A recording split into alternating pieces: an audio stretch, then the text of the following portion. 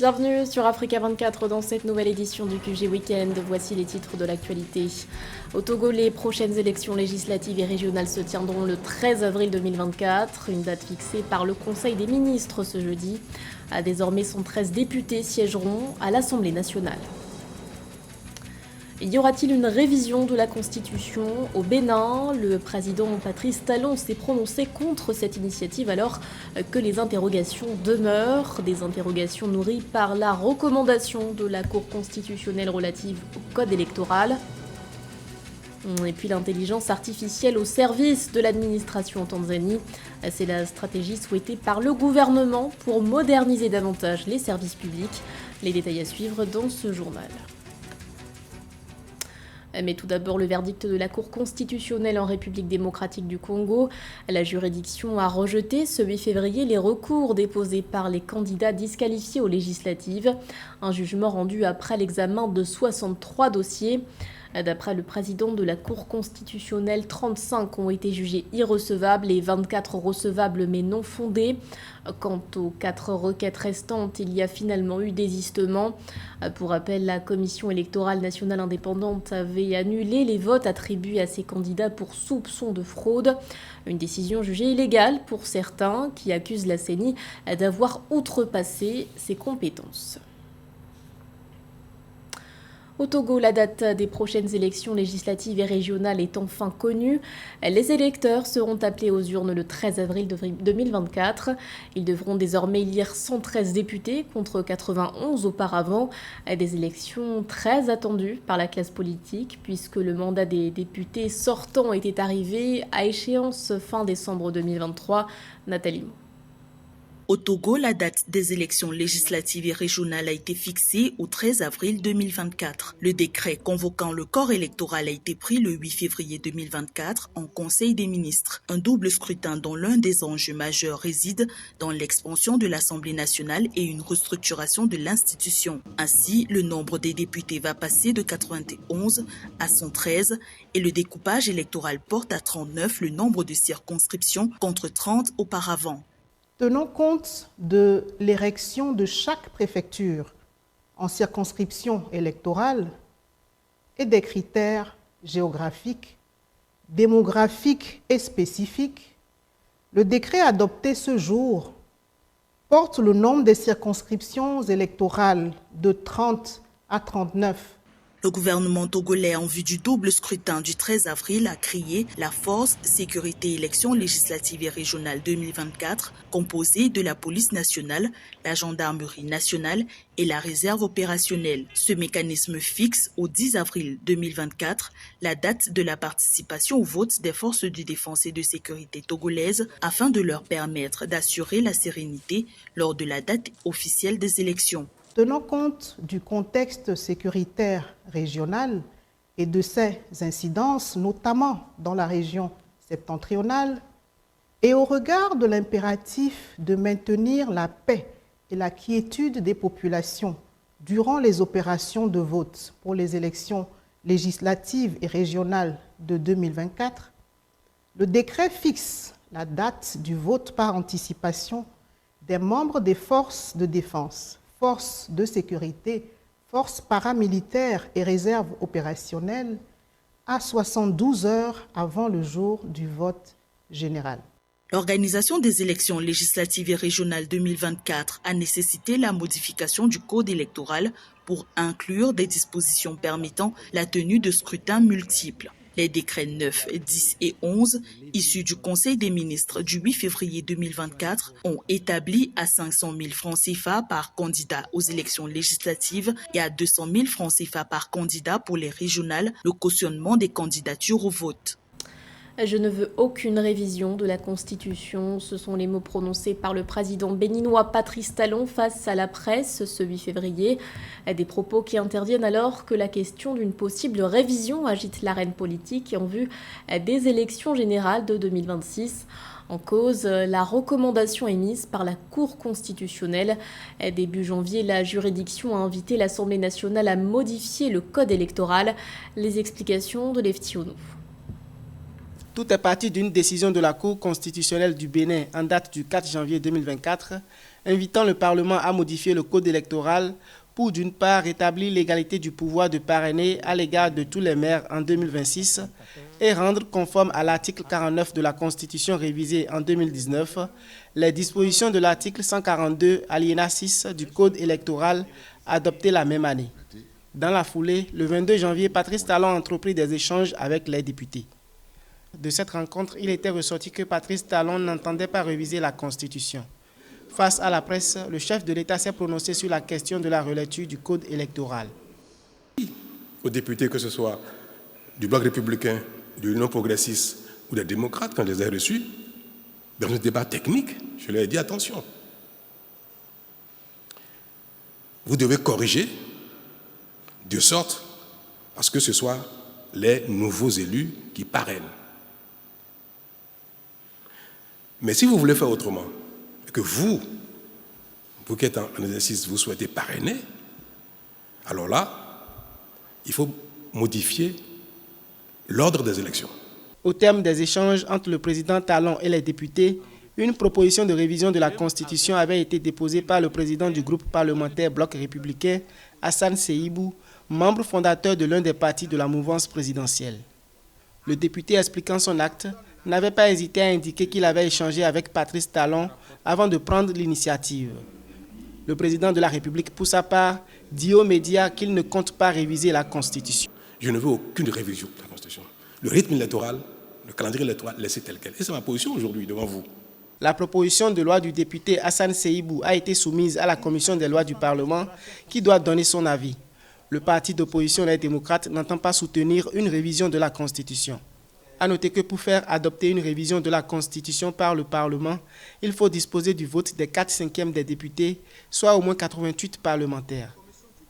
Cependant, les deux partis de la mouvance disposent de 81 élus, notamment 53 pour l'Union progressiste Le Renouveau UPR et 28 pour le Bloc républicain BR. Les 28 restants appartiennent au parti d'opposition Les Démocrates, présidé par l'ex-chef d'État Thomas Boniaï. Il est synonyme d'importants bénéfices pour le Sénégal et la Mauritanie. Situé à cheval entre les deux États, le gisement gazier Grand Tortue à Meyim a été découvert en 2015. Mais son entrée en production est toujours source d'incertitude. En janvier dernier, un report du démarrage de la production a été annoncé par les ministres sénégalais et mauritaniens du pétrole.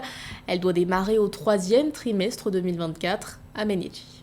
Le projet gazier Grand Tortue à Meyim, à la frontière maritime mauritano-sénégalaise, connaît un report dans son calendrier de mise en œuvre. Initialement prévu démarrer en avril 2022, le projet fait face à un retard accumulé de 28 mois en raison du Covid-19, poussant la mise en service à fin septembre 2024. À cet effet, les deux pays ont lancé un audit financier, estimant que les surcoûts de construction auront un impact sur leurs revenus. Ce retard est certes préjudiciable, mais n'est pas rébarbatif, dans le sens où ça va juste retarder les perspectives économiques, les boosts économiques qui étaient attendus. Si on prend le cas du Sénégal, une partie de ce gaz-là devait intégrer les centrales électriques pour produire de l'électricité, donc moins chère. C'était prévu pour 2024, ça n'aura pas lieu avant 2025.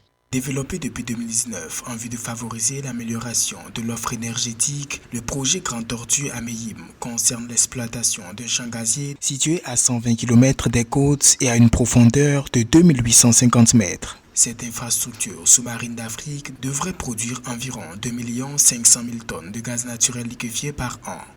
Globalement, le dernier rapport qui nous est parvenu par les contractants indique un taux d'avancement de 91% et nous osons espérer que le premier gaz puisse être livré ou mis en exergue à partir du 3e trimestre de cette année. Les réserves gazières de l'ordre de 1400 milliards de mètres cubes font du projet Grand Tortue à Meyim l'un des plus importants en cours de réalisation. Au Sénégal, l'exploitation des hydrocarbures provenant de cette initiative aurait dû rapporter 887 milliards de recettes à l'État entre 2023 et 2025, selon le ministère des Finances. À l'heure de la révolution numérique, l'intelligence artificielle s'implante peu à peu sur le continent africain. La Tanzanie, par exemple, entend mettre l'IA au service de l'administration. Un projet de modernisation pour renforcer son efficacité. Pour le gouvernement, il s'agit aussi de répondre aux retards constatés dans le traitement des dossiers. Marie-Raphaël Antolo. En Tanzanie, le gouvernement envisage d'intégrer l'intelligence artificielle dans ses plateformes d'administration électronique. Cette décision intervient dans un contexte marqué par la volonté des autorités tanzaniennes d'améliorer le secteur des services électroniques et des données numériques. Ceci dans l'optique d'améliorer les prestations et de réduire les files d'attente dans les services publics et autres institutions de l'État. Selon le ministre, l'arrimage des institutions gouvernementales et entités de services publics au système d'administration électronique constitue aussi un moyen efficace de lutter contre la corruption. Nous voulons totalement éradiquer les files d'attente et les retards alors que les gens se précipitent pour être servis dans les institutions et organisations publiques. Cela a d'ailleurs causé de nombreuses plaintes de la part de la population à travers le pays. Pour garantir la sécurité et la confidentialité des données numérisées, le gouvernement tanzanien ambitionne de mettre à profit l'intelligence artificielle pour renforcer la sécurité et détecter les menaces à l'écosystème numérique tanzanien. Pour le directeur général de l'agence dite gouvernement, l'adoption de l'intelligence artificielle devra également permettre de relever des défis tels que le développement technologique, la mise à niveau des données et l'amélioration des performances du système. L'utilisation de l'intelligence économique en Tanzanie représente à peu près 35 à 40% de la population tanzanienne aujourd'hui. Le gouvernement envisage quand même ramener l'utilisation de cette intelligence économique d'ici 2050 à hauteur de 80% de la population. La Tanzanie a annoncé la création d'un guichet unique à travers lequel toutes les informations et données concernant les agences gouvernementales et les institutions publiques seraient facilement accessibles selon une indication du directeur général de l'agence du gouvernement. La Côte d'Ivoire remportera-t-elle la coupe à la maison? Le pays hôte de la CAN tentera d'obtenir son 3e titre continental face au Nigeria ce 11 février. Les éléphants ont décroché leur place en finale en dominant les léopards congolais sur un score de 1-0. Les Super Eagles de leur côté s'étaient qualifiés après une séance de tir au but contre l'Afrique du Sud. Quels sont donc les pronostics pour cette finale? Élément de réponse avec José Douglas. Le résultat de la finale de cette CAN en Côte d'Ivoire reste indécis, car personne ne peut réellement faire un pronostic, même si en phase de groupe, le Nigeria avait battu la Côte d'Ivoire 1-0. Les éléphants sont miraculés, car ils ont été sauvés après la phase de groupe, alors que tout le monde les croyait éliminés de la compétition. Ce sursaut peut être un atout pour les hommes d'Emers Faé, mais il faut rester prudent. La Côte d'Ivoire s'en va jouer dans les terres de Yamoussoukro, là où on a enterré le président que vous aimiez tant, Houphouët-Boigny. La Côte d'Ivoire déséquilibre la meilleure équipe de cette Coupe d'Afrique des Nations. C'est pour ça que je retiens encore cette phrase-là. L'échec, ce n'est pas tombé, c'est resté là où on est tombé. Ça, c'est alors l'identité exactement africaine. Et cette image-là me parle tout le temps. La Côte d'Ivoire a vaincu le Sénégal, le Mali, la République démocratique du Congo. Et quant au Nigeria, après la phase de groupe, il a éliminé respectivement le Cameroun, l'Angola et l'Afrique du Sud. José Peseiro, sélectionneur du Nigeria, estime que son équipe dispose d'un énorme état d'esprit. Le Nigeria est une très grande nation de foot et une très belle équipe. Ça, personne n'ose plus en douter sur la planète football. Mais ces mots suffisent-ils pour l'emporter ? Oui, on peut la craindre et on remarque quand même que c'est une équipe qui n'a encaissé que 2 buts.